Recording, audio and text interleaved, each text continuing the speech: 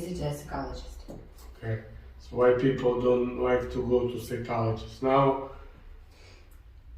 Western people who lives in West Europe or in North America, they don't have this issue because psychology in America, it's been for a while. I mean, it's pretty new in like after like Russia and post-Soviet Union countries. It's new. We didn't have psychology, so it's basically 20 something like that years. So people not used to. In America, they don't have problem to go to visit psychologists, but of course, nobody wants to confess that they have some issues. Every person have issues. Every person have some problems, but people don't like to confess and admit these problems, especially to somebody that they don't even know, and they have to pay money even for that. But when they go through really psychological issues and problems, then they trying to find some solution to all these issues. And it could be too late. It could be psychologist or psychiatrist.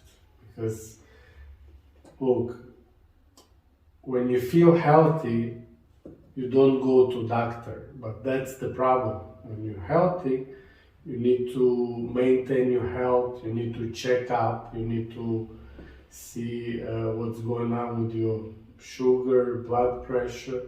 So you don't have to go to doctor just to get treatment.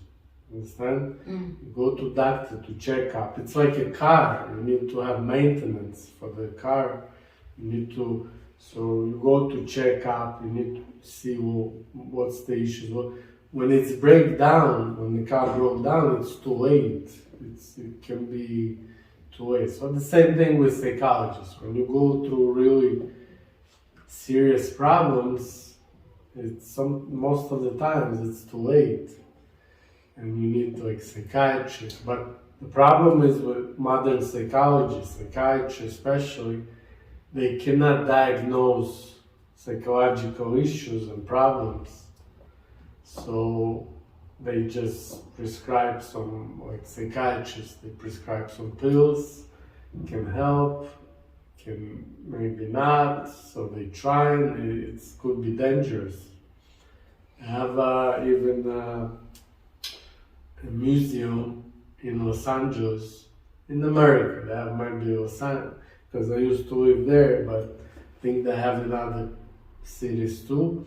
It's Museum of Psychiatry, and they call it Museum of Death, because most of the time deep psychological problems with psychiatry, treatments with prescriptions, drugs, pills can lead to really serious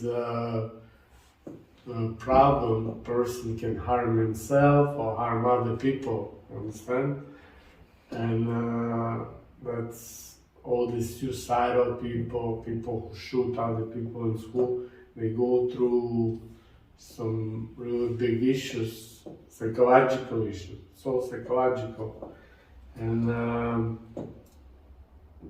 most of them, they were on drugs.